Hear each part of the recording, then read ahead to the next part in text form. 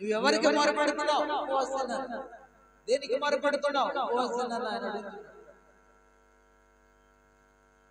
కాబట్టి విగ్రహాలకు నీవు మొరపెడితే అవి ఆలకించవు అనేది పరిశుద్ధాత్ముడు నాకు చెప్పమన్నట. దేవుని స్తోత్రం చెప్పండి. నీవు విగ్రహాలను నువ్వు చేసుకున్న విగ్రహాలకు మొరపెడితే అవి వినవు, అవి ఉలకవు, పలకవు, మాట్లాడలేవు, చూడలేవు, నడవలేవు. కాబట్టి అవి నిన్ను రక్షించలేవు, నీవు చేసుకున్నటువంటి విగ్రహాలు. కాబట్టి ఎందుకు వాటికి మొరపెడుతున్నావు? శక్తి సంపన్నుడు, జీవం గల దేవుడనైనా నాకు నీవు భయపడవా? నాకు నీవు మొరపెట్టవా? నేను విడిపిస్తాను కదా. నేనే కదా నిన్ను చేశాను, నేనే కదా నిన్ను సృష్టించాను. నా శక్తి చేత, నా బలం చేత భూమిని చేసేది కదా. నా ప్రజ్ఞ చేత ఆకాశ విశాలంలో జలరాశులు నిర్మించనే, ఏర్పాటు చేసేది. నా జ్ఞానం చేత భూమిని స్థాపించని, ప్రపంచములను స్థాపించని మాట్లాడుతున్న దేవునికి ఆయన ఇంతగా వాపోతున్నా మనం ఆయన మాట వినలేకపోతున్నాం, ఆయనకు మొరపెట్టలేకపోతున్నాం. ఈ రోజు నా పరిశుద్ధాత్మ దేవుడు నీతో మాట్లాడుతున్నాడు. దేవునికి నిజంగా మొరపెడతాడు. ఎలా మొరపెడతాడు? కొంతమంది నిజంగా మొరపెడతాడు అంటే మొరపెట్టడంలో అబద్ధంగా మొరపెడతారని, అంటే ఏడవడంలో కూడా అబద్ధంగా ఏడుస్తూ ఉన్నారు.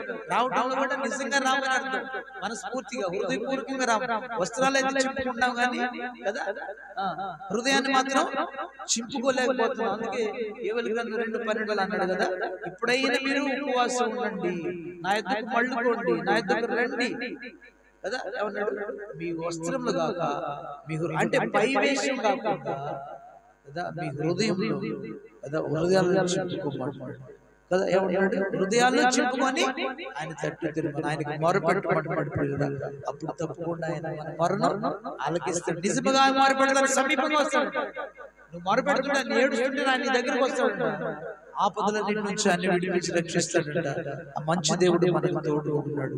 కాబట్టి నీవు నాకు మొరపెట్టమని ఆయన మనకు హెచ్చరిక చేస్తాడు. నీవు గుర్చి మొరపెట్టు, నీకు విసుగు పుడుతుంది నన్ను విషయం అది కాదు.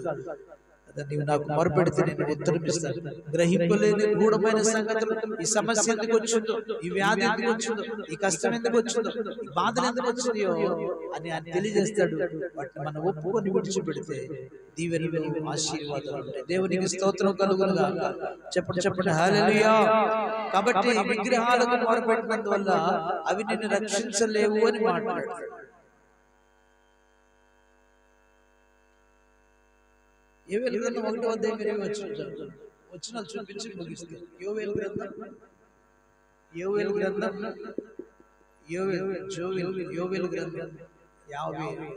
అధ్యాయం 20వ వచనం.